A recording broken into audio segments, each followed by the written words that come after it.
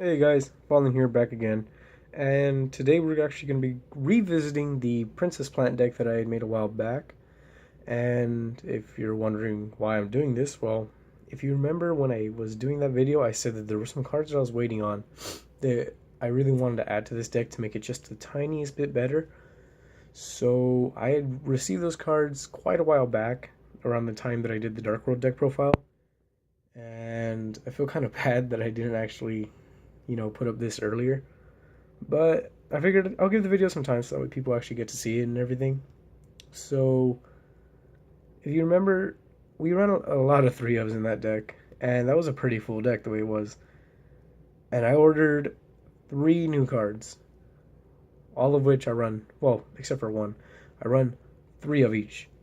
So, before I edited this, we were looking at like a solid 47 card deck, and that's pretty big. That's about 50 cards. So that can be very inconsistent. But with the cards I added, they do add draw power, but some of them you have to wait on. And if you don't have the right cards at the right time, you brick pretty hard, and that's pretty bad. So what I went ahead and did is I edited this deck just a little bit. So if you remember, we used to run 3 Rose Paladin, and we only run 2 now. I mean, Rose Paladin is really good for 2 things. Well, for a few, maybe 3. For one thing, you discard it from your hand and you pull out a plant from your deck, so it thins out your deck a little. For another thing, it's a decent beat stick at 18. At 18, early game, if you want to get over something, perfect. And in conjunction with that, which is the third thing, I guess you want to call it that, once it does run that thing over, you can, I think, banish this, right? Yeah. No, tribute this card. Tribute this card and special summon a plant type monster from your hand or deck in defense position. So, that's not bad.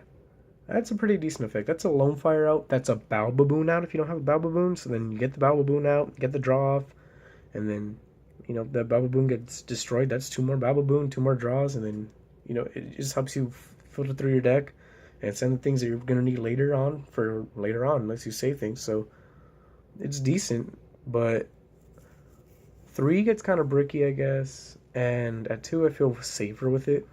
And another thing is, we used to run 2 Queen Angel of Roses, and now we're only going to be running 1 Queen Angel of Roses. Because, I was really into the whole, Rosaria, Queen Angel, and Fallen Angel are all together. They all belong in this deck because in like the manga, Queen Angel and Fallen Angel of Roses make Rosaria. But I have better outs to it, honestly. And Queen Angel is kind of a iffy card.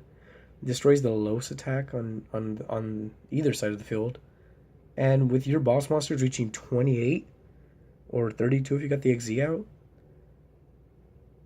if the Queen Angel is like on the field with those things, it's probably going to be the weakest monster on the field.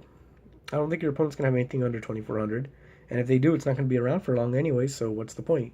Plus, you got to wait for your standby phase, so you don't get it for a while. So it's kind of slow. So I decided, well, you tribute out for it, and if worst comes to worst, you just have it sitting in your hand for a Rosario play. So you don't have to get rid of 2 good pieces.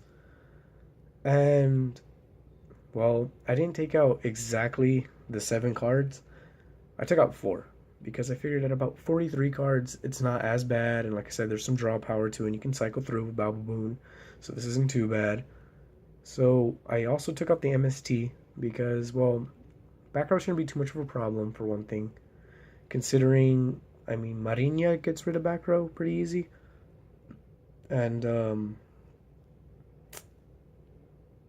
Polynos, or, well, okay, one of the cards I added was Polynosis, which is basically like a solemn judgment for plants. You just tribute a plant.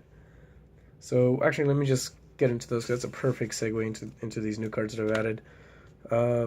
So, for starters, actually added Fragrance Storm, because, well, it's a plant-type deck. You want draw power. And you target a plant-type monster on the field, destroy it. Doesn't have to be your plant-type, so with this, well, okay, let me just bring all 3 of them out, because it's going to make like a kind of a pyramid effect. So we got Fragrance Storm up there, we got Ivy Shackles down here, and we got Polynosis right here. So, these 3 kind of work well together. So, Ivy Shackles, you activate it, and on your turn, all your opponent's monsters become plant types. Fragrant Storm, you get to target and destroy a plant type on the field, which if it's your turn, Ivy Shackles let you destroy your opponent's monsters. You draw a card, and if it's a plant, you get to draw another card after you reveal it. That's not bad. When Ivy Shackles is destroyed, you get to draw a card. Pollinosis, when a monster would be normal special summon or a spell trap card is activated, tribute one plant type monster. Negate the summon activation. If you do, destroy it. Now correct me if I'm wrong, but it just says tribute one plant type. I don't believe that has to be on your side of the field. If somebody knows, please let me know, because it's been confusing me and I don't know any better. So I don't want to get, caught up by a judge or something on accident. So if it is the case that I'm thinking of, and you contribute your opponent's monsters on like your turn, like let's say you go in for an attack, or you summon, and they're gonna activate a torrential, well then you got a Pollinosis. You get rid of one of their monsters and you get rid of their trap. You get rid of their defense on both fields, or on both sides, I guess. I don't know what you would call them. So it's not bad. And I think adding these three really give it a better edge. I mean, sure, you could add like an actual solemn in there, but I don't have the money for an actual solemn, so this was like $1. I'm not gonna lie, these are pretty nice. They're super rares for Master Pack. See if it focuses on them. It's got the little goblin on it. Yeah, it's pretty cool. We got Fragrant Storm over here. We got Horsey Tail and Dandelion. Yeah. Thought those were pretty neat. And we got Ivy Shackles. I didn't even know this. I got a dual terminal one because there was no higher rarity than dual terminal. It's not my favorite. I like the Shatterfoil dual terminal. I know a lot of people don't, but I prefer that one over these little dots.